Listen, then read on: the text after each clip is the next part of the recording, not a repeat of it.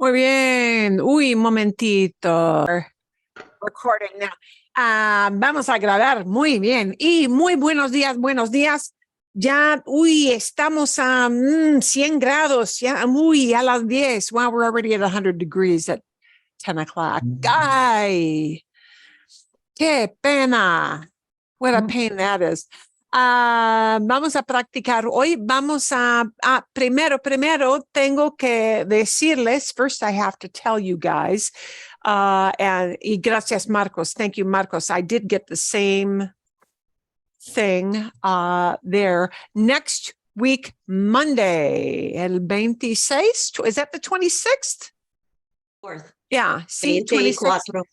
El 20, whatever day is Monday. Monday will be sign up for fall. Does this make you tired already to think about fall? It makes me tired to think about fall.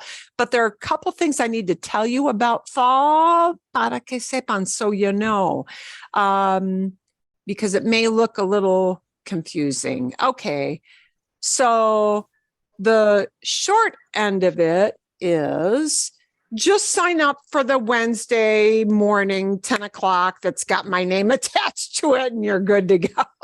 Okay, that's the easy thing. But it will probably have a different title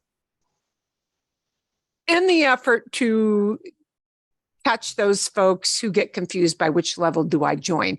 I do want to, however,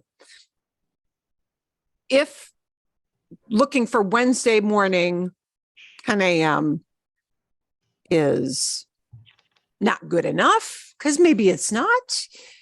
Here's how it will be renamed. It will be renamed. It will say Step 2 Spanish. It will say Step 2 Spanish. If you're comfortable using simple sentences in Spanish, but you want to improve fluency and mix use of present and past. So that's the way it will look in the description. We're trying to weed out folks who have had no Spanish whatsoever from, I just got out of that class. Do I only know how to use present tense?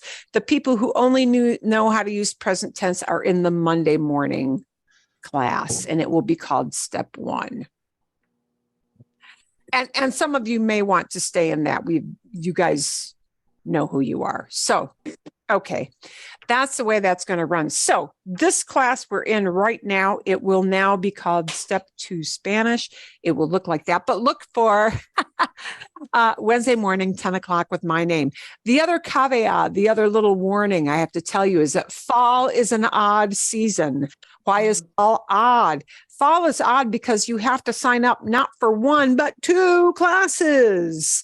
Yeah, they split fall into 2 sessions, and that is done because of snowbirds.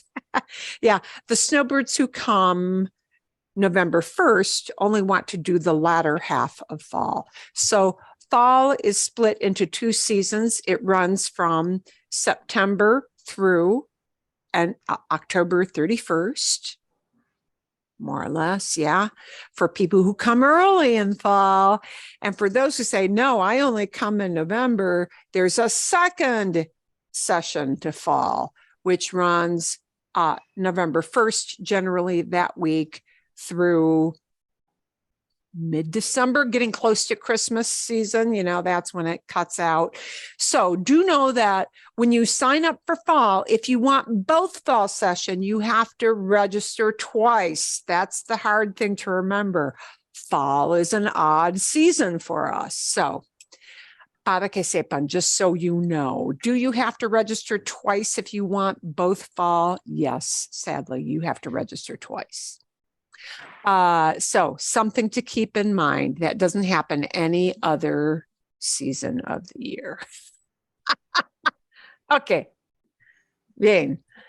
And if you got any questions, shoot me a question through email and I'll answer it later. Shouldn't things be easier? Yes, they should. Should we be having to register when you don't start till September? Oh my God. I don't know. That makes me tired. Okay. Bien. ¿Qué vamos a hacer? What are we going to do? We're going to practice with, we're going to clean up, I guess you could say, a little bit. Our little questions you were going to prep of where would you like Hola amigos y amigas de where would you like to live? This was a little video that compared the two cities, Barcelona and Madrid. And, you know, people who said, well, I would never live in Madrid. It's too this or that, you know, I would only live in Barcelona or vice versa. We're going to start with that, which is better. So you're comparing two places, and this doesn't really force you to use any specific structures, not really. But I would like you to compare two places and the little example I gave you, but you don't have to follow my model, is about two places, one where I would never live, one where I would. So how I would like you to do this, approach this, I'm just kind of stepping back into my description in the homework.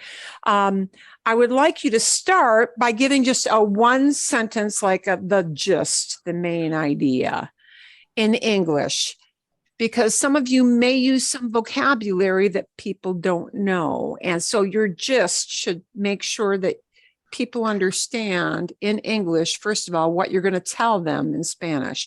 So, por ejemplo, for example, and then follow with your Spanish. So, for example, my gist in English would be, I don't like the humidity and bugs in the South, but I would live in Colorado because I like mountains.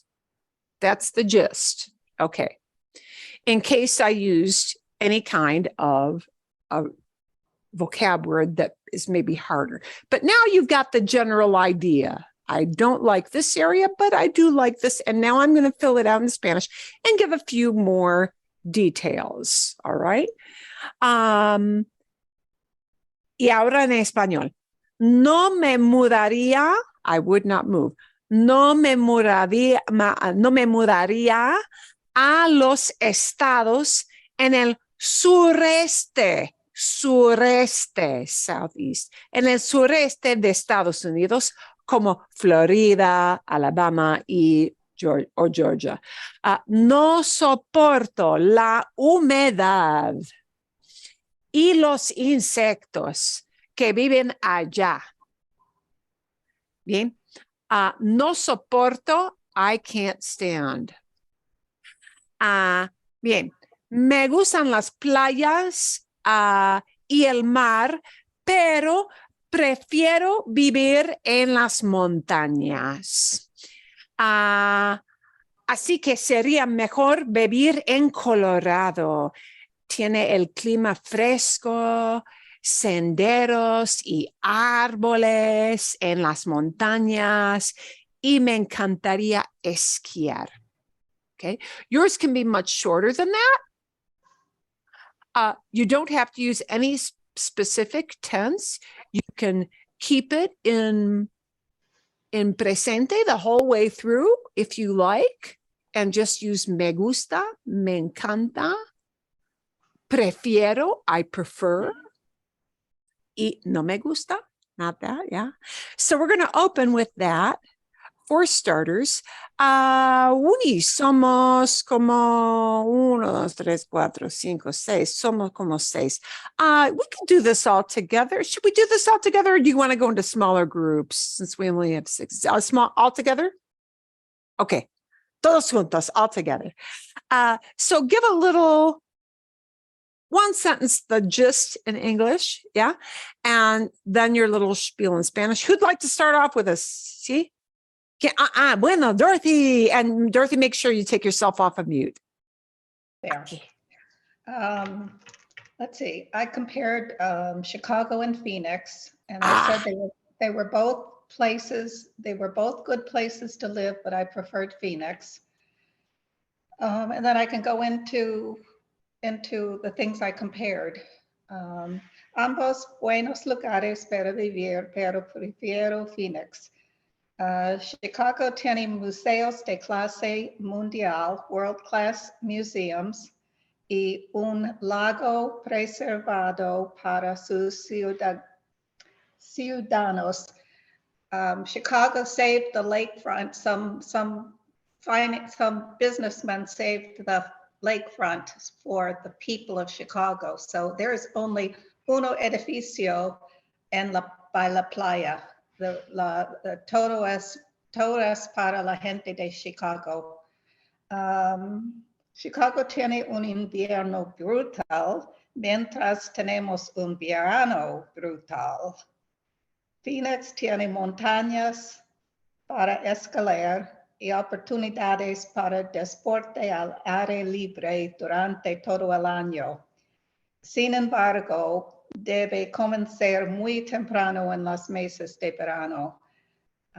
In Chicago, you're limited doing outdoor sports or outdoor activities to the nice months, where in Phoenix, you can actually do them all year round as long as you start early in the morning in the summer.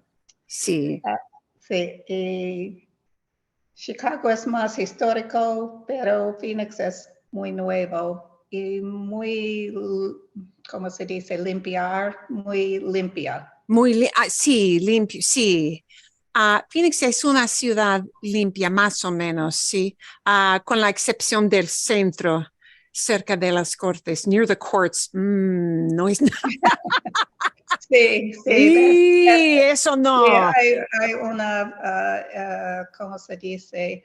Área para los sin casas. Sí, Homeless. eso es, sí. Sí, la gente sin hogar. Homeless people es la gente sin hogar. La gente sin hogar.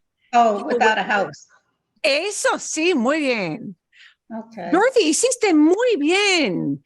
Gracias. Hiciste muy bien. Sí, buena descripción. Sí, puedo entender todo. Entendí todo, sí, perfectamente. Y conozco Chicago, así que puedo decir que tú tienes razón, you are right, que la playa en cerca de Chicago, al lado del lago Michigan, es casi totalmente para el público. Sí, es muy único. Sí, es así.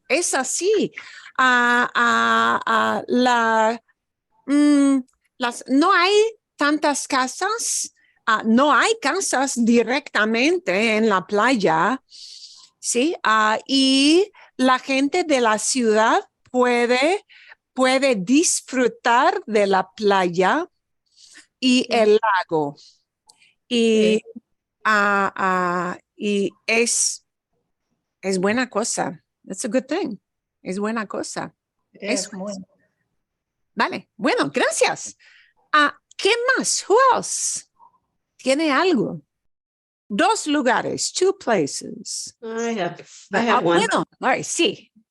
Okay, so I just said that I like living here in Scottsdale because of the climate and the heat, dry heat, not heat, dry heat. And I like my house. I would not, like you, I would not want to live in Florida because of the humidity and the alligators and the bugs and the hurricanes and the floods. So quiero continuar vivir en Scottsdale. Me encanta el clima y el calor seco. También la vista desde mi casa. And I wasn't sure, no hay nieve or no hace nieve. No hay nieve. There is no snow. Okay. No hay nieve. Okay. No quiero vivir nunca en el sureste de los Estados Unidos, especialmente Florida. Hay demasiada humedad, demasiado insectos, demasiado caimanes y serpientes. También hay muchos huracanes y inundaciones. Sí, así es, sí. Los insectos de Florida son enormes. Son como gigantes. Y no me gustan, sí, para nada. I don't like them at all. Eso es, sí. Insectos, huracanes, humedad.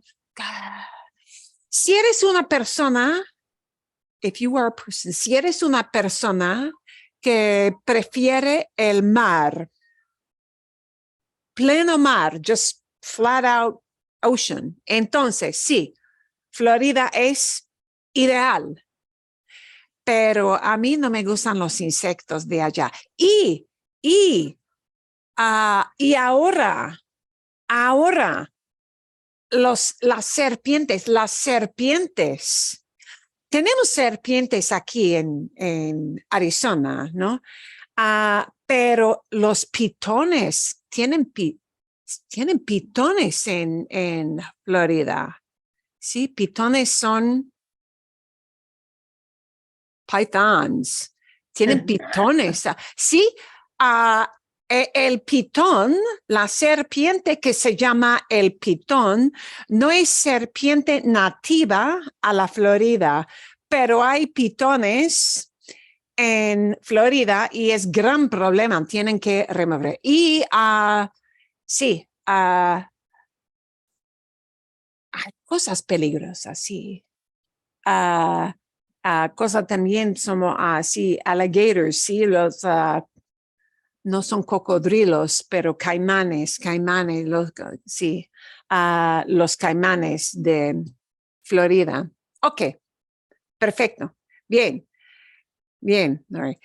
And that little word demasiado is a little bit tough to use. Demasiado, when we use it with a verb, just always says demasiado. But if we say too much snow, then demasiado looks at that word, la nieve, demasiada nieve, demasiada lluvia, too much rain. See? So demasiado, when it talks about an activity, stays demasiado. But demasiado will shift around a little bit when it talks about a thing to make it masculine or feminine, one or several. But nobody would have any trouble understanding that. Okay? Bien? Sí, those are just a little, cositas. Son cositas de Thank you. cambiar. Just things to keep in mind. Okay, vale. ¿Quién más? Who else? ¿Quién más tiene dos lugares? Bien, Trish. Oh, okay, Marcos, sí. Marcos and then Trish. Bien? I'll go, but I only have one place, but it'll have to do. Okay. So the gist is that I would like to live in New York, and for various different things that are there and that I grew up with there. And kind of a contrast is that I would not like to live in a small town. So, Buena idea. en español, me gustaría vivir en Nueva York porque me gusta todo hay a hacer. Por ejemplo, los espectáculos de Broadway, los museos, los parques, los deportes, los restaurantes diferentes. No me gustaría vivir en un pueblo pequeño. Ok. Porque hay menos posibilidades de programas, de museos, de menos restaurantes, ¿no? Y es buen punto, Marcos, sí, que hay muchas ventajas. There are many advantages, ventajas. Hay muchas ventajas de vivir en una ciudad muy grande, especialmente como Nueva York, ¿no? Museos y todos los programas, los espectáculos de Broadway, que son espectáculos muy famosos por todo el mundo. Y restaurante, wow, la cantidad de restaurantes es increíble, ¿sí? Y en una ciudad pequeña no hay la variedad. de actividades. Cierto, sí. Bueno, y en Nueva York hay un poco de todo. Hay un poco de todo. There's a little bit of everything, ¿no? Bien. Me encanta Nueva York. Me encanta, realmente me encanta Nueva York. Trish, ¿qué Yes. puedes decirnos? What can you tell us? Well, it's kind of exactly what you said about yours, but I will try to do my own thing. It's basically, I would love to live in Colorado because of the beautiful outside activities and the mountains and the seasons. And Florida is too humid, too many bugs, too many sharks. Yeah, I grew up in humidity. I never want to go back. So anyway, me gustaría vivir en Colorado porque me gustan todas las estaciones. También me gustan las montañas. Soy muy activo, would be activa, y Colorado es bueno para andar en bicicleta, hacer senderismo, natación y mayoría de las I can't even read my own writing, de las actividades al aire libre. No me gusta vivir en Florida porque es muy húmedo y hay huracanes. Is that how you say hurricanes? Huracanes, exacto. Okay. El océano tiene muchos tiburones últimamente y tendría miedo de nadar en el océano. Estaría demasiado lejos de mi familia en Arizona si viviera en Florida. Sí, bien. And I like the way you use tendría, I would have. Sí, tendría, I would have. You know, theoretically, if I were there, tendría miedo, I would be scared. Tendría miedo de los tiburones. I would be scared of the sharks. Claro que sí, Guy. Muchos, Sí. muchos. Aunque yo tengo algunos parientes que viven en Florida y especialmente mi cuñada que vive en Florida, a ella le encanta el océano. Y porque le encanta el océano y porque ella se crecía en Florida, she was raised there, she used to grow, she grew up there, se crecía en Florida. Para ella es el lugar ideal. A ella le gusta nadar con los manatees. Oh. Sí, famosos de, ¿cómo se dice manatee? A ver, manatí, es manatí, ¿sí? A ella le encanta nadar con los manatíes en Florida. Y los manatíes nadan o viven en muchos lagos y en muchos ríos que van hacia el centro de Florida. Bien. Y son peligro de extinción. They are like in a danger of extinction kind of species.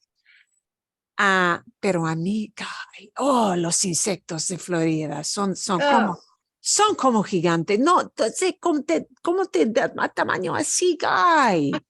Aquí, there's those Sí, de verdad. Hoy no.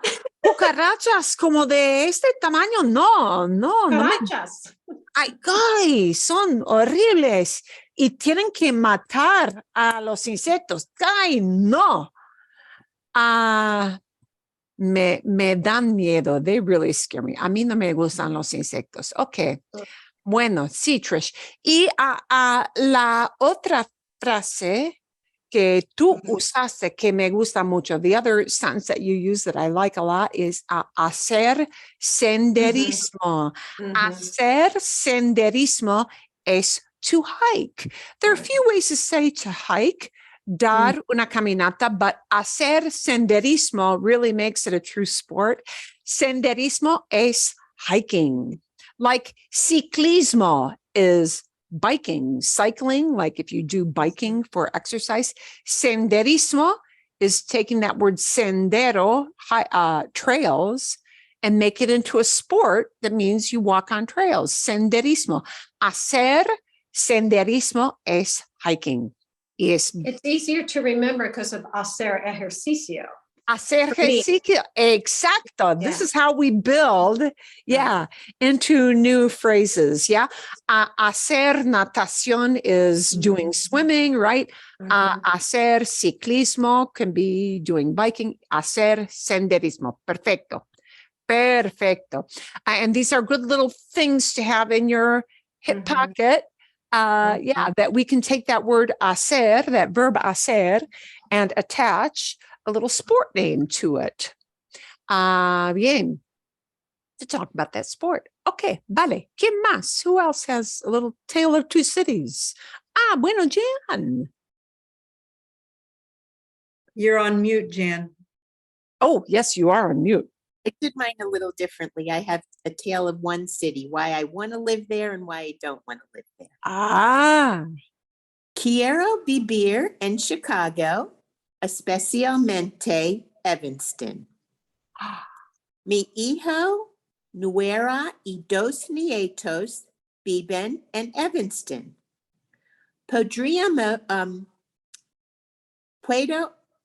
Podríamos pasar más tiempo con mis nietas. Puedo caminar todo partes en Evanston. También hay mucho que ver y hacer en Chicago. Los museos marvelosos y hay un lago y la playa allá. Pero no quiero vivir en Chicago. En invierno hace mucho frío y nieva mucho. Odio conducir en la nieve. Y no quiero resplanar en el hielo. No me gustan el aeropuerto O'Hare en Chicago. Es muy ocupado y demasiado grande. Muy bien hecho también. Sí. What did you say about the ice, Jan? That's the only thing I didn't understand. I Something don't want about to slip. I think it's slip. Respaldar, sí, respaldar, sí. Slip. En el hielo, sí. No me gusta caerme en el hielo. Oh, no me I don't gusta. like falling on ice. No me gusta caerme. Sí, también. Another choice you could make to convey the same idea, right? Bien. Eso sí. Me gusta mucho también Chicago, porque sí, viví 11 años. Viví por 11 años en Chicago y me gusta mucho. Y Evanston, sí. Evanston es una parte de Chicago. Está en las afueras, it's in the suburbs, pero al norte y muy cerca del lago, otra vez muy cerca del lago. Y Evanston es una ciudad con una universidad muy grande. ¿Sí? La Universidad Northwestern también está en Evanston. Así que Evanston tiene otra vez, sí, muchas actividades muy interesantes porque tiene Northwestern. Y es fácil de caminar en Evanston. No es fácil caminar en el invierno, pero en el otoño, en la primavera, en el verano es muy fácil, ¿sí? Y me gusta también, sí. El clima siempre es difícil en otro. Y sí, odio manejar en el invierno. Odio manejar en el hielo. No me importa manejar en la nieve, pero sí tengo miedo de manejar en el hielo, on ice. ¿Sí? Uy, es peligroso. Y sí, bien. Ok. ¿Qué más? Who else? You guys have been doing a great job. Bueno, Diana, you'll have to take yourself off mute. be just saying that I want to live in a place with a view, but my whole family is in Illinois. So me gusta vivir en un lugar donde hay una vista. Esa es una razón que vivo en Scottsdale. Cuando conducir por la ciudad veo las montañas, el desierto y el cielo. Cuando conduzco en Illinois, solo veo los edificios, la autopista y algunos árboles. Pero toda mi familia está en Illinois. También el aire en Arizona no es húmedo. Es una otra razón no me gustaría vivir en estados como Florida o Texas. No. Texas. Oh, sí, Texas. Bien, sí. Eso es, sí. Bueno, y la gran diferencia, además de hablar del clima, la gran diferencia entre una ciudad como Chicago y aquí en Arizona, la gran diferencia es que aquí hay vistas de montañas, sí, y en Chicago todo muy plano. No hay montañas. A veces hay colinas, sometimes there are hills. A veces hay, no. Pequeña, muy pequeña. Sí, colinas muy pequeñas, sí. Ay, sí, todo es muy plano. Everything is very flat. Sí, en Chicago, sí. Todo. Pero, Diana, puedo visitar a los nietos de Jan. Sí. Sí, eso, bien. Bueno, es posible visitar, sí, a los nietos, sí, siempre. Y bueno, ok. Me gusta mucho. Bien. ¿Alguien más? Anybody else got something to add here? ¿Nora, tienes algo o no? La semana pasada visité a mi hija en Seattle. No estudié mi tarea. Lo siento. Está bien. No te preocupes. Don't worry. Pero Eso es. let's see. How do I say last night? Anoche. Anoche, I wrote out the little sentences for our other homework. Quick and dirty for the next page. Está bien. Ok. Bien. Perfecto. ¿Y te gusta Seattle? Sí. A visitar, pero Llueve mucho en Seattle, ¿no? los autopistas son muy ocupadas. Ok, sí. Porque Hay mucho tráfico. Sí, porque muchos puertos, how do you say bridge? Puentes, puentes. Puentes. Sí, eso es, sí. Sí, bien. Y claro, cuando visitas un lugar como Seattle, quizás no es muy importante que llueve mucho porque, sí, Sí, como turista, no importa tanto. Pero cuando vives en un lugar donde llueve muchísimo, a veces es una situación deprimida. It can be a depressing thing. Sí, alguna gente, sí, hay gente que dice que es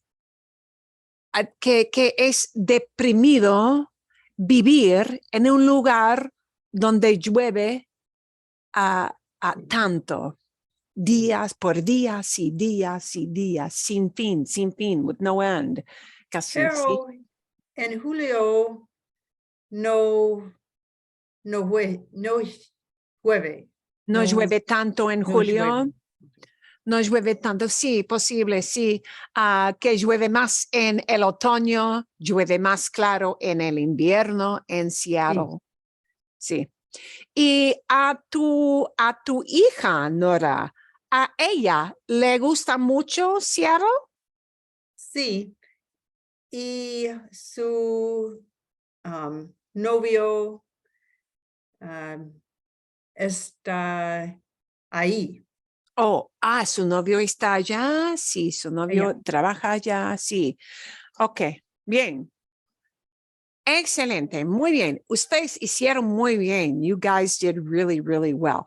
Now, next week, you're going to have a different theme to talk about, and it will not be tied to any sort of grammar kind of thing. Like this was not tied to any grammar kind of thing. It will be a very different kind of theme. I'm going to give you a little preview. What I am going to give you for the listening video. ¿Y dónde está? Momentito. Eso no. Eso no. A ver.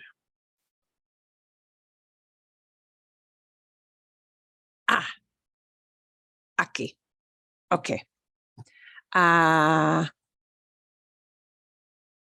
going to just show you what this looks like. Here's the lady. Here's the gal you're going to see. Se llama Rachel y es originalmente de Texas. Pero lleva como 4 o 5 años viviendo en España, así que habla español muy bien. Y ella va a hablar de algo curioso. Ella va a hablar, el tema es el pan. El tema es el pan. Y así que ella va a hablar del pan. Y más específicamente, el tema del video es cómo arruinaron el pan en Estados Unidos. How they ruined bread in the US. Y creo que ella tiene razón. Y va al grano de una gran diferencia cultural entre especialmente Europa o Latinoamérica y Estados Unidos. Y es un video muy interesante. I am going to send with that video a little Google slide set for some vocabulary. Even I do suggest you turn on the subtitles only because there will be some vocabulary you probably don't have in your hip pocket, and that is okay. This will be the kind of video you want to watch 3 times. Watch once without really thinking too hard. Just go for the big idea. And you know what? You're going to get a lot of the big idea, the gist. You will, even without the vocabulary notes. But I am going to send you vocabulary notes in the Google slide set because there will be some verbs and a couple structures where you can just say, oh, I don't need to translate every word, but just be on the lookout audio wise for that. And some vocabulary she's going to use. And so your theme for next week is going to be talking about something that's not as good as it used to be. Yeah, how will we term this? I'll have to think of a better way to phrase it. Something that has changed, something that's not as good as it used to, something that's done better elsewhere than it is here. And why? Yeah. And your example there with her is going to be how the US ruins bread. And she's going to show you very graphically why it is different in other places. And I will say, I am less of a bread addict here, but boy, whenever I've gone to Europe, I eat bread like it's like putting sugar in your mouth. Except, of course, it's not sweet, but it is so much better. The quality of the bread is so much better. It is not to be believed. And the reason it is so much better is what she's going to talk about. And it's not actually even a hard thing to think about, but there you go. You'll see why. You'll understand why. So watch it once just for the big idea. Second time, kind of look at those little word clues I'm going to give you in the Google slide set, the vocabulary slide set, and kind of study the vocab a little bit more and then listen it again for a little deeper level. And then listen a third time to kind of tie it all together.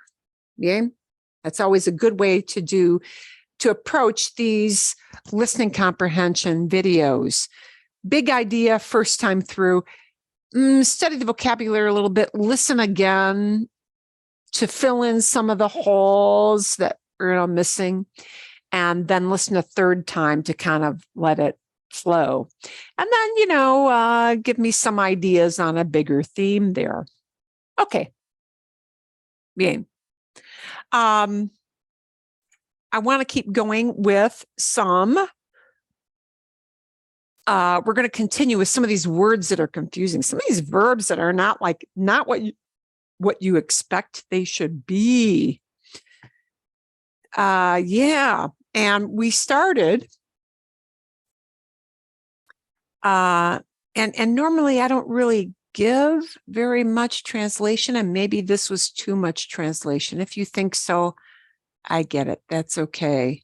But, pero, the point is, a lot of times, we have these verbs like, here's what we did last week. Try might go into 3 different kind of verbs depending on what you mean. So the context is always king, right? We looked at apoyar versus mantener versus sostener. And you're not going to need sostener very much, but these two, apoyar, mantener, you may need a lot. And that difference between, we just say move in English, but move when you pack it all in boxes and go to a different address is mudarse, right?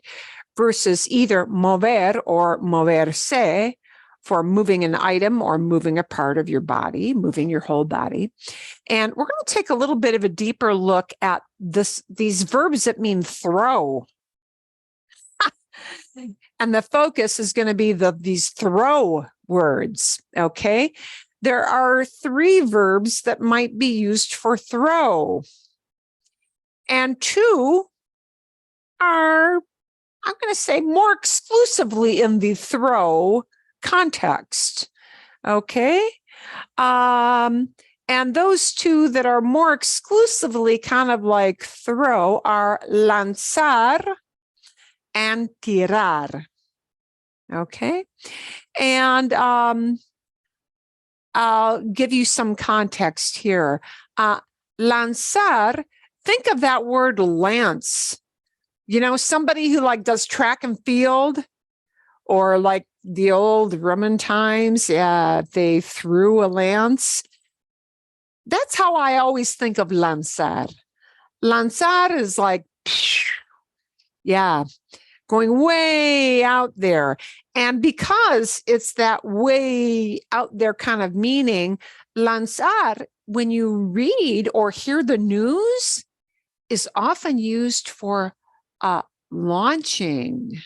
It's often used in that context of like launching a new company, launching a website, something. It's the big grand opening. Yeah, lanzar. Often it's used in that context. And tirar is to throw, and it can be just plain throw, but often it's used with that idea of throw out or throw away, often, quite frequently. But in very general terms, you can use lanzar. You can almost always make it kind of an equivalent of tirar in many, many situations, right? Okay. So if we say kids like to throw a ball in the park, let's kind of throw out some ideas. How would we patch that together? And first of all, we just need the like to. So kids like to, we'll start with a los niños. Uy, y tengo que cambiar mi teclado aquí al español. Ok, a ver. A los niños o a los chicos, sí. Uy, momentito. ¿Cómo se dicen they like? Les gusta. Les gusta. Les gusta. They like to do something. They like to throw a ball. Les Gusta lanzar una pelota en el parque. sí, o tirar. Son iguales. You could even use that echar verb there. You could use that verb number 3, but we're going to look at verb number 3 separately because echar es un verbo muy complicado. Bien, ok. Lanzar o tirar una pelota en el parque. Vale, bien, perdón. Y les gusta lanzar, les gusta tirar, equivalentes. They're pretty equivalent. Makes no difference at all which one you use. I like to think of lanzar a little more. Lanzar often has an idea of a little more of a heave-ho. Yeah. If I just toss somebody something and they're only a foot away, I'm probably not going to choose lanzar. Yeah. Lanzar is more a heave-ho. You're really putting some oomph into that throw. Okay. It's hard to throw a football, but easier to throw a baseball. Es difícil lanzar una pelota de fútbol, pero es más fácil lanzar una pelota de béisbol. Sí, exacto. And when we say football or baseball, we have to say ball of in the sport. Sí. Una pelota de. Es difícil lanzar, es difícil tirar, equivalentes, pretty switchable, either word. Es difícil lanzar, es difícil tirar una pelota de fútbol, pero es más fácil, it's easier, es más fácil lanzar, es más fácil tirar un béisbol. Aquí, béisbol. Yeah, you can just use béisbol. Una pelota de béisbol, igual, same thing, yeah. Un béisbol. ¿Ok? Bien. Y porque el béisbol, porque el béisbol es muy, muy popular en muchas partes de Latinoamérica, en el Caribe, en Cuba, en Santo Domingo, en la República Dominicana, en Venezuela, en partes de Colombia, en partes de México también, pero especialmente en el Caribe, el béisbol es muy, muy, muy, muy popular. Entonces, sí, sería más común, creo, decir a béisbol y no pelota de béisbol. Sí, béisbol. Bien. Ok. A ver. We're going to take a look at this idea of launching in a business sense. We're not going to use tirar for that. You will not really hear tirar used. You're going to hear the word that looks more like launch. Ooh, ¿cómo se dice? Meta is launching its new Threads site this week. Meta. Meta está lanzando. O Meto lanza. If you're really talking like, yeah, in progress, está lanzando, sí. O lanza, presente, just presente, sí. El sitio, Threads, sí. Esta semana, sí. Meta lanza, Meta está lanzando. Is launching. Yeah. When you're starting something up, as in a startup company, this word lanzar is a really common thing to hear if you listen to any Spanish podcasts or read any little articles in the paper. Lanzar. Okay. Is it Oh, better that you said el sitio as opposed to su sitio? Oh, It- su sitio, sí. Su I sitio didn't know web, if sí. businesses could really have ownership. Su sitio. Sí, su sitio, el sitio, sí. Their site, sí, su sitio, técnicamente. Yeah, if you use either one of those, they'd be good with that. Bien, bien. Bueno, gracias, gracias. Thank you. Okay, ¿cómo se dice, por ejemplo, Scottsdale launched a new project? And then you're going to tell where? Downtown. Scottsdale. En lanzar es muy regular. Ok, ¿cómo se dice? Lanzó. Lanzó. En pretérito, lanzó. Scottsdale lanzó Proyecto. un nuevo proyecto. Plug it in. ¿Y cómo se dice downtown? En We el have- centro. En el centro. Scottsdale lanzó un nuevo proyecto en el centro. Bien. Un nuevo proyecto en el centro. Lanzó, launched, meaning they began. Now, could I say Scottsdale comenzó or Scottsdale empezó? Sí, claro, yeah. Of course you could. Any of those would convey the same general idea. So lanzar here is a little more techie kind of word that you can keep in your back pocket. And if you can't think of lanzar, comenzó works just as well, and empezó works just as well. These are things that you can kind of weave in. But, people, when they speak to you or when you hear something on the news, it may be expressed as lanzó instead of comenzó, instead of empezó. So just be prepared. People may switch up their vocabulary. And lanzar or lanzó has a little more techie kind of feel to it because it was launched. Okay. Oh, we're throwing out the old paperwork. ¿Cómo se dice? And this is a more mundane kind of thing. Estamos tirando el viejo papelio. Sí. Papelio. Los documentos, yeah, paperwork. I would just use documentos, sí. Estamos tirando, and of course, sometimes it's easier to just keep the simplest solution. And the simplest solution is presente, right? Estamos tirando, we really only use when we're talking about we're doing it right now. Okay. Yeah, see, sí, recuerden, remember. In English, we really like this ing thing a lot. And sometimes the ing does make it right now, but sometimes it doesn't. You know, if I want to talk about what I'm doing this afternoon, oh, I'm throwing away a whole bunch of old stuff. I'm shredding a bunch of that old stuff. Yeah.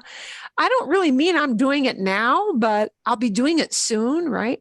So if what I really mean is I'll be doing it soon, but it isn't right now as I'm talking to you, it'll just be tiramos. Yeah. Tiramos los viejos documentos, tiramos los viejos documentos, los viejos papeles, así. Bien? Vale. Yeah. Vale. So With old and new, it's like common to put those in front. You did that with yeah, nuevo. you know, if the only thing is that it's a bunch of old stuff and you really mean it's old crappy papers, I don't need to have that stuff sitting right. Yeah. Viejo will typically come in front. Yeah. Okay. Sí. Okay.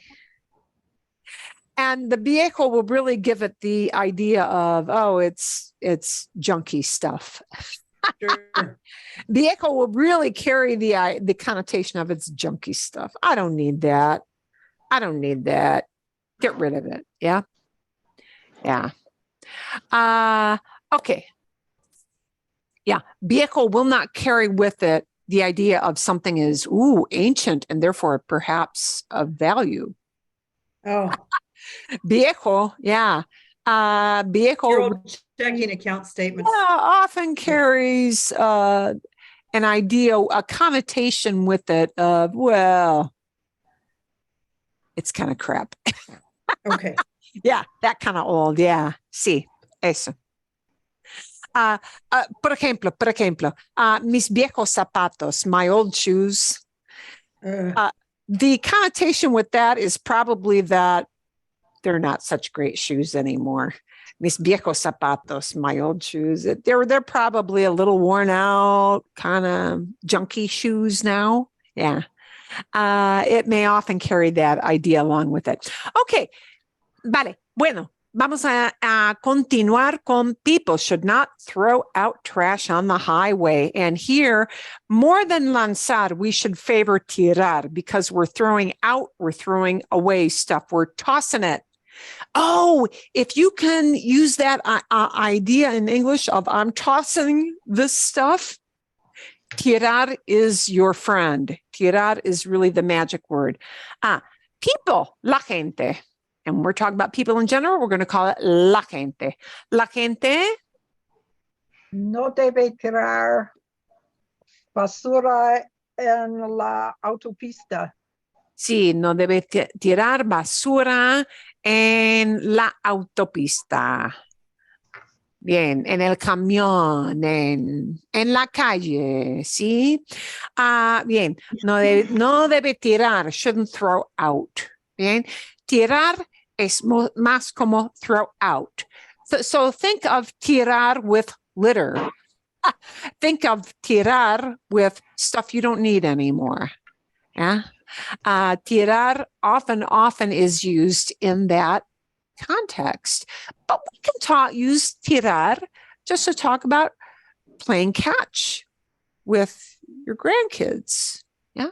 And that's okay too. We can use lanzar with playing catch. Okay. So lanzar and tirar have some little nuances, but they're used for just generic throw something around as well, you know, an innocuous throw it around. But this thing echar, and I really want you to notice echar because echar es un verbo muy especial, muy especial. You will not need to know every little turn of phrase with echar. But it's very good to be aware that you may hear echar in situations that you say, ooh, I didn't expect that. But echar is used out of those three verbs, lanzar, tirar, echar. Echar has a ton of uses. You don't need to know them all, but be prepared because you may hear somebody use it a lot, como por ejemplo, I'm going to show you, por ejemplo, I'm going to show you, por ejemplo, this thing here, tu carro echa mucho humo. You may not expect to hear echar in that sense. Your car throws a lot of smoke, but it makes sense. Your car is smoking. Your exhaust is smoking. This is echar. Yeah. And it kind of makes sense because echar means to throw. Your car is throwing this thing out of the pipe, right? So be aware. Yeah, because echar has that meaning of throw, it gets lots of little twists and turns like this thing. And if your tailpipe is smoking, es muy típico. Tu carro echa mucho humo. Yeah. Así. It's a better So word picture than just it has a lot. There's smoke or something. It's throwing. yeah, but you know, your car Yes. really is like spitting that out, isn't it? Yeah. So be aware, echar is, you may often hear in some of these little colloquial kind of phrases where we wouldn't say your car is throwing smoke, your tailpipe, but your tailpipe is spitting this stuff out, right? So echar gets a lot of uses where that throw idea kind of comes into the picture, but we wouldn't say it that way exactly in English. But it's, yeah, echar very much has a rolling kind of feel, like toss or add in, or somebody starting to do something all of a sudden. Echar gets lots and lots of uses, so be prepared because people liked this verb a lot. In Latin America, they like this verb a lot. In Spain, they like it a lot. And they like it a lot with give me a hand. Echar with the word mano. And we say give me a hand, but in Spanish they say throw me a hand. ¿Cómo se dice? Give me a hand. And we won't use dar. We're going to use echar. Inches. Con estos muebles. Échame, sí. Uy, momentito. Échame, give me. Oh, We're going to attach it to the end because now it's a command. If you say, give me a hand, you're telling somebody do it, right? So, well, I'll show you two ways that could be expressed. One way that you expect the me to be in one place and one that you don't. Okay, here's what. Échame una mano con estos muebles, ¿sí? And these are idiomatic things with echar, which, yeah, you just got to be prepared for it. Give me a hand. Now, when you ask somebody, give me a hand, it might be a command, échame una mano, or it might be, maybe you don't want to make it a command because you want to sound not pushy. And this is a thing in Latin American culture too, that, you know, you might to your nearest and dearest, just make it a command and say, I don't care if they think I'm pushy or not. But if you want to like be super nice about it, you'll turn it into a question and then the me will come in front of echar. So I'll show you how that might sound. Because this idea of give me a hand might come out as a command, in which case it's forceful. Or it might come out as a question, which softens the command. So here's how it would sound.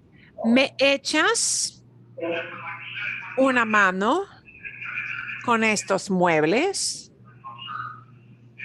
If you turn it into a question, the me goes in front of hechas.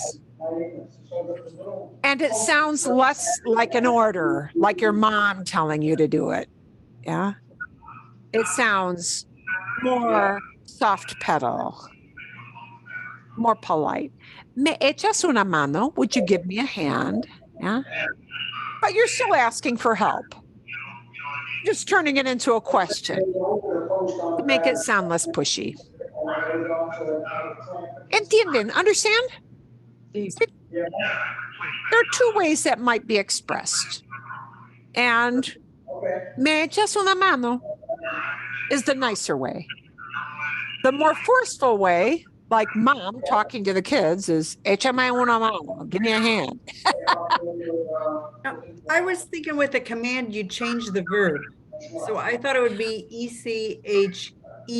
Ah, it would be that if it's an usted command. Oh, Écheme una mano would be that'd be depending on strange. maybe your coworkers, because you're moving Okay. furniture in a break room. Okay. Maybe, yeah. Maybe you would use usted, maybe, depende, depends, yeah. Okay. I just need to learn more about the commands again. It's okay, but écheme, échame, they're both commands, yeah. We've got, and Spanish gets more complicated with commands. We've got tú commands, we've got usted commands, we've got ustedes, you guys commands. Right. And then if you go to Spain, you've got vosotros commands. Don't even go there for right now. You don't really need that in Latin America. Yeah. But échame, écheme, they're both commands. Yeah. One is Okay. usted, one is tú.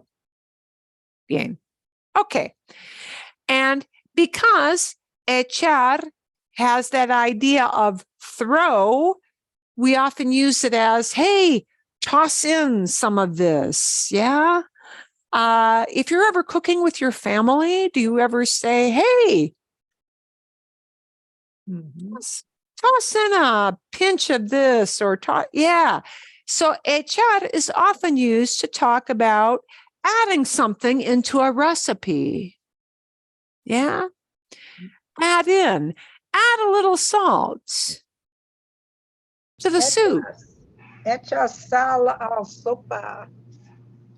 Echar, and it might be expressed, it might toss in, échale sal a la sopa.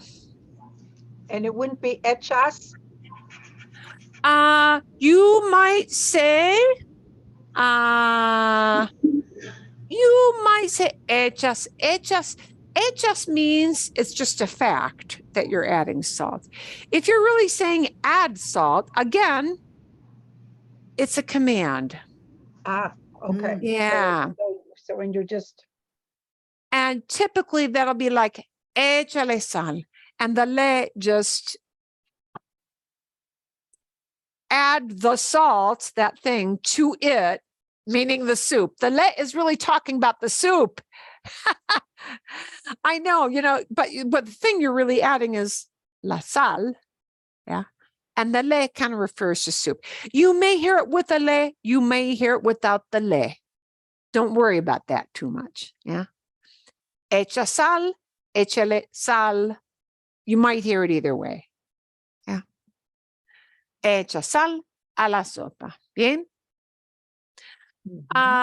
Okay. And here I gave you an extra directive because this is a little bit odd. Echar, I know it means throw, but often it is added with an infinitive to say somebody is doing something like boom, boom, like it just, oh my gosh, it just suddenly happened. Okay. It might be. Just so you're prepared. The kids took off running, and we're going to use echar in pretérito. And we're going to use it with echar a and the thing they started doing. Okay. Los niños And echar, muy regular. It's very regular preterite. So, echaron a Correr. correr. Here's a way you may hear somebody use echar. And echaron a correr, think of it as like people at the starting line of a race. You know, if they're in a running race on a track and they're standing there at the starting line, echaron a correr. Wow, there is like the start of a race. Echaron a correr means it happens that bad, like the starting line of a race, right? You may hear echaron a reír. Echaron a reír is they just busted out laughing. Mm. Yeah. Echar a, and you won't hear it with verbs like limpiar, clean, because do you bust out cleaning? No. Yeah. But do you bust out laughing? And is that a great big burst of action? Yeah. You know, if you run and you just like run from dead standing, boom, that's echar a correr. Yeah. Does a balloon burst? Is it the same verb? Quizás almost, or like if a bird is sitting there and it just boom, like shoots out. Okay. Echó a volar. It just started to fly, but it just like flew, like, you know, like when you scare birds and they just boom, like the whole flock. Echaron a volar. They just started to fly.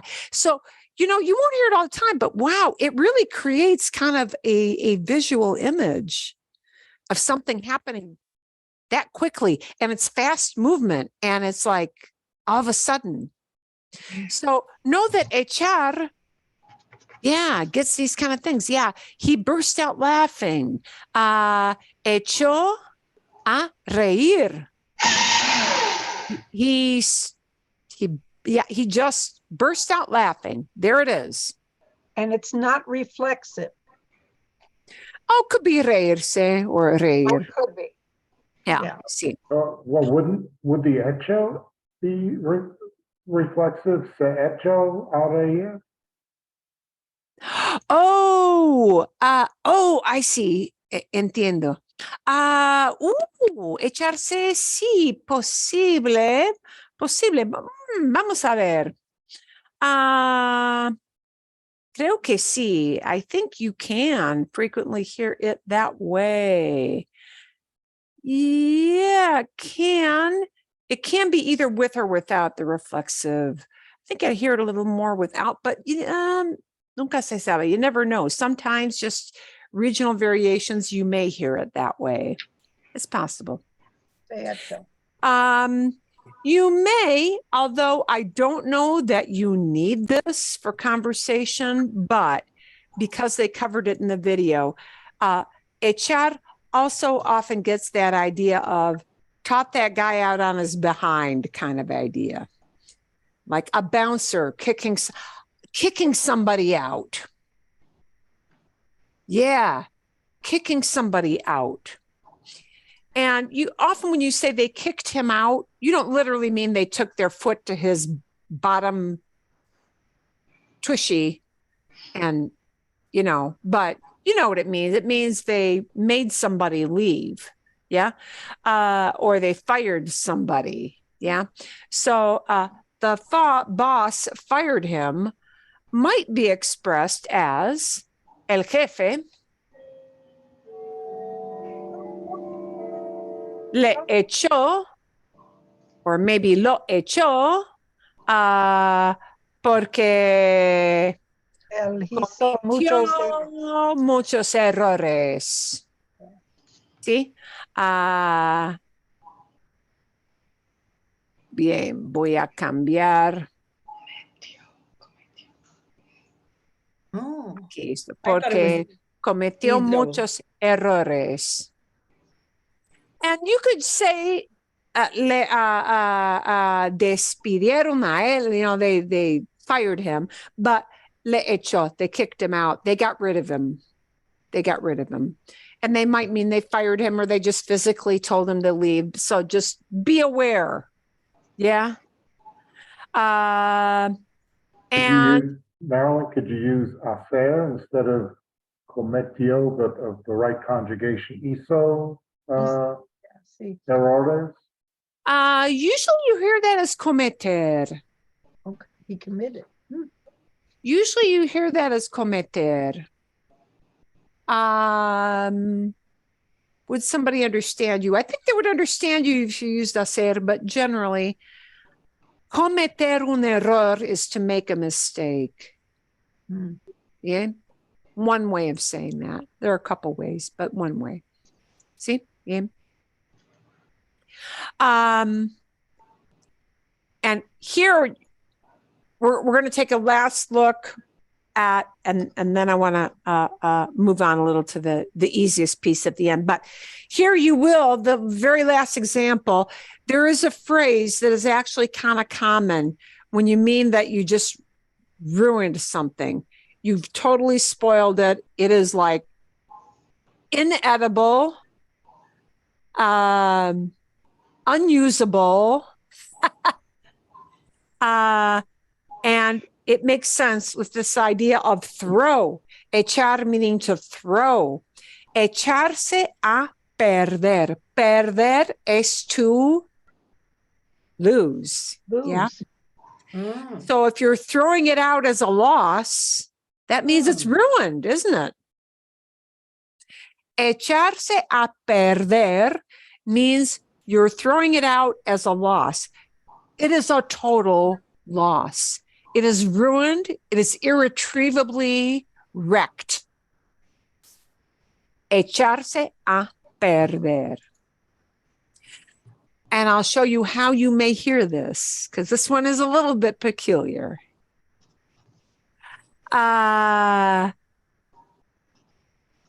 Sí. Los frijoles, right? If we're talking about los frijoles, and you want to just say they are ruined, ¿sí?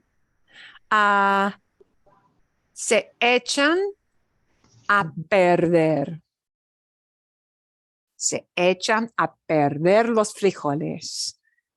Wow, they are wrecked. Se echan a perder indicates something is not savable in any way, shape, or form. It's burned. It's just something you did to it. It's no good anymore. See? Echar a perder. You may not need to use it, but boy, you may hear it if somebody cooked something to the point where it's it's like shoe leather. They cooked it. So yeah, that kind of thing. Yeah. Bien. Okay. Marilyn, one Sí. question. I always get mixed up. So it would that be los frijoles se echan a perder, or Los frijoles se echan a perder. Wow, the beans are ruined. Sí. Los frijoles se echan a perder. And I just didn't put it in because I'm running out of space in my screen. Los frijoles se echan a perder. Sí. But sometimes the subject of the sentence comes after the verb. That's when I get mixed up. Sometimes it does. Here, probably up front, los frijoles se echan a perder. Se echa a perder. Se echan a perder los frijoles. You might hear it with, yeah. Sometimes the subject does trail out, especially when you mean, well, the beans didn't actually go and burn themselves. Yeah, somebody else did it to them. Like a passive voice idea. Yeah. They're ruined. Yeah. Gracias. Se echa a perder has this cussing kind of feel to it. The blankety blankety blank. Why did I go and do that? Yeah. It indicates something that was an oops, a mistake, a darn it, I did it kind of thing. Yeah. Así es. So it is. Okay, so know that. What's the takeaway? The takeaway is lanzar, tirar, echar all mean throw. But echar is a super special verb that can be used in a bunch of different ways. And it kind of, in a very strange colloquial sense, many of its uses come with this idea of something throw. Something is so bad you want to throw it away because you can never use it again. Echarse a perder, right? Something of throw that guy out on his behind, or just burst out doing something, or to toss an extra ingredient into a recipe is echar. Hey, throw in a handful of that stuff. So just know that echar is a super special verb, and it's used in a lot of special contexts that you may not expect. You may not be able to use them all just off the top of your head, but when you listen to somebody tell a story, know that they may inject some of those little uses of echar. Bien? Okay. I want to take a look at the 2 extra verbs that we had to kind of tie that up. And I gave you the extra little website with echar, all that. Yeah. It's a good idea to take a look at that, because echar, you may not need for your speaking ability to be able to say all of these, but do be on the lookout when you listen to people talk, because they will use them. And just know that echar gets used a lot when people speak to you, for sure. We're going to take a look at 2. We're going to finish up with some easy verbs. And the easy verbs are those that refer to talking to people, discussing things with people. And actually, these 2 are pretty helpful. Discutir versus platicar. Platicar is a friendly little verb. It's a more specific than hablar. It's more affectionate way of talking about hablar. Platicar just is used a lot when people are talking about chit chat.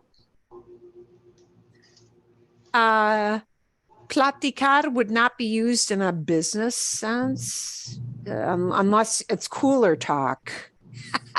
Talk around the cooler at the office. That's platicar. Yeah. But if you're discussing something serious in a business sense, they won't use platicar very much. Platicar is just a friendly exchange of information that generally is not going to be like a game changer kind of topic. That's platicar. Yeah. Friendly talk. Small talk. Platicar. When people start using this verb discutir, it means to discuss, but it generally has a more serious tone or a more businesslike tone, or possibly a little adversarial tone. Discutir is a verb that'll be used when people are discussing things, but they're not necessarily on the same page. It doesn't have to be a mean fight about stuff. Could be. But it'll mean that people are talking about things and they're not in total agreement. They have different viewpoints. Discutir is when we have a different point of view on a topic. Okay. To say los políticos, this is kind of blah. Los políticos hablan de estos temas, topics, temas, ¿sí? En el debate. This is kind of vanilla, blah. Los políticos hablan, right?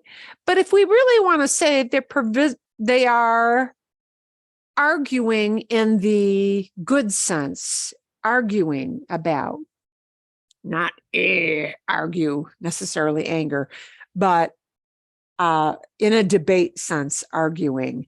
It's better. It gives more color. It gives more flavor to express this as los políticos discuten. And then we don't need a de anymore. Discuten, yeah, discuten estos temas en el debate. Discuten. Discuten is a higher level, better word that right away gets across the idea that these people are not in agreement. They'll have different points of view. See? Discuten. Discuten. Okay. We're arguing how to solve this problem in our neighborhood. Same thing. We've got different ideas that we're going to all bring together. So we can use discutir. Discutimos.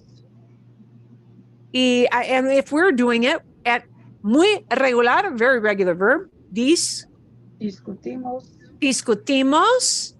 sobre este problema en nuestro barrio. Sí, cómo resolver, momento, cómo resolver o cómo solucionar.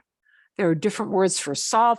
Cómo resolver este problema en nuestro barrio, en nuestra zona. ¿Sí? Bien. Discutimos cómo resolver. And that means we're bringing different ideas to the table. They won't all be the same. They may be opposing. But this discutir tells us that, everybody is going to have different points of view. Discutir automatically tells you different points of view. Okay? Platicar won't have that different points of view at all. It'll be just sort of friendly, not super consequential chit chat. I always chat. Siempre Plática. platico. Plática. Siempre platico con mis amigos. De los eventos del día. ¿Bien? Could you say sobre de los eventos del día? Sí, es posible. Sí, sobre también. You can substitute sobre. Sí. Sobre los eventos del día. Sí, está bien.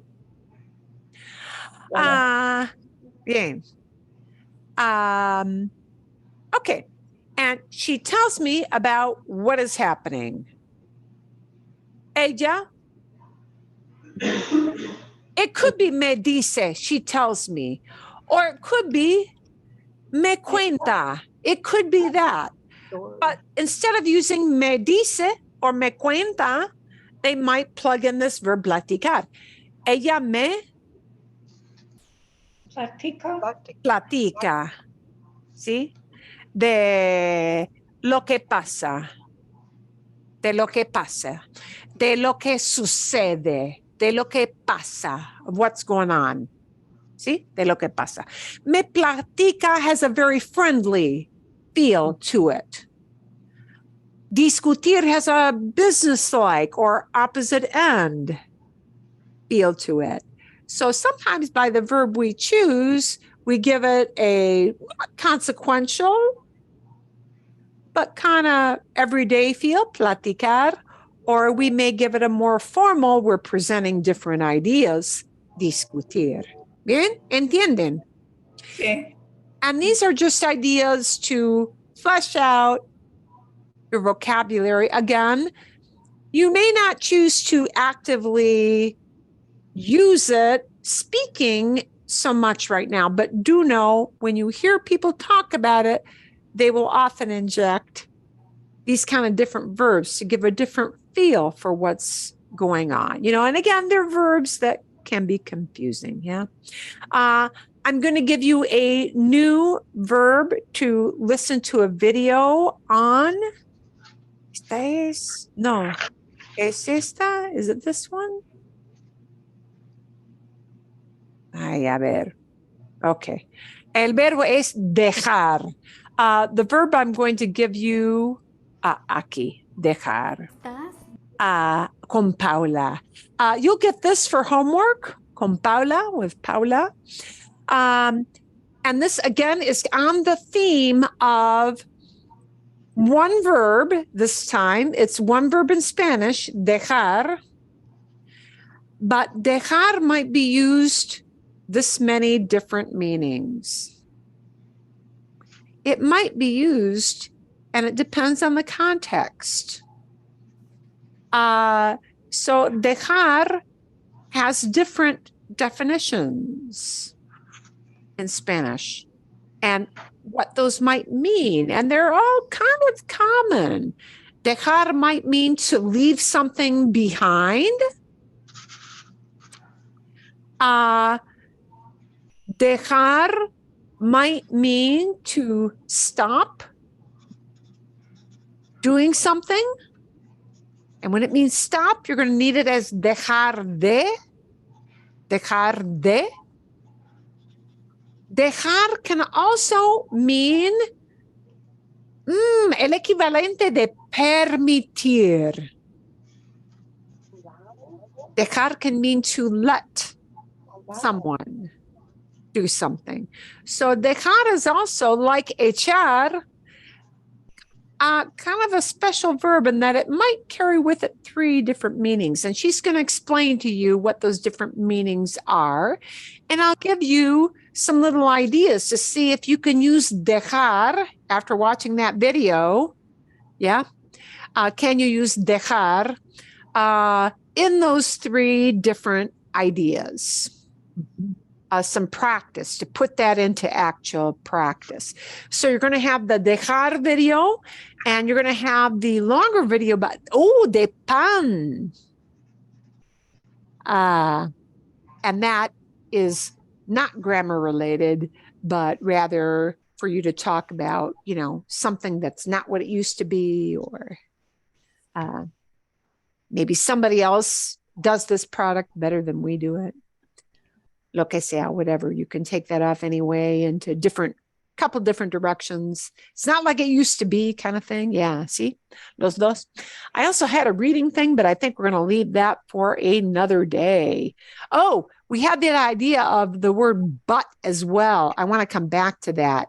Next week, I want to come back to, no hay tiempo suficiente. I also had a little bit, somebody asked last week, what about those words but, which are either pero or sino?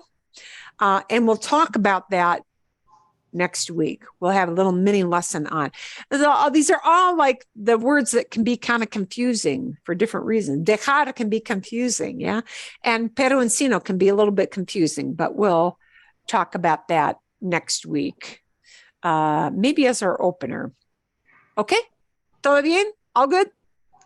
Gracias. Then nada, bueno, muy bien. And I think that'll be enough for you to do, looking at dejar, practicing how to use it, and then our little longer, more story-like thing about bread. Why is bread not the same other places outside of the United States?